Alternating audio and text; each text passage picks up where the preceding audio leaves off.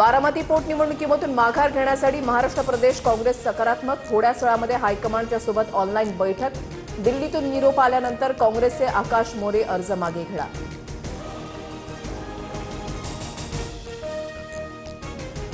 अजित पवारांच्या अपघाती निधनानंतर बारामतीची जागा रिक्त. पोटनिवडणूक लढण्यापासून मी काँग्रेसला थांबवू शकत नाही, पण ही निवडणूक बिनविरोध व्हावी असा सल्ला देईन, शरद पवारांचं विधान. बारामती बिनविरोध करा, उमेदवारी अर्ज मागे घ्या. सुनेत्रा पवारांसह मुख्यमंत्री फडणवीसांचा हर्षवर्धन सपकाळांना पुन्हा फोन.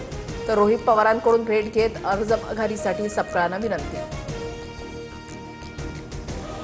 बारामती आणि राहुरी विधानसभा पोटनिवडणुकीसाठी उमेदवारी अर्ज मागे घेण्याचा आज शेवटचा दिवस. संध्याकाळपर्यंत चित्र स्पष्ट होईल. आतापर्यंत एकूण 6 अपक्षांची माघार. रिंगणातील उमेदवारांची संख्या 47 वर. रोहित पवार कर्नाटकचे गृहमंत्री जी परमेश्वर यांची भेट घेणार. अजितदादांच्या विमान अपघाताबाबत बंगळुरूमध्ये 0 FIR करण्यात आला.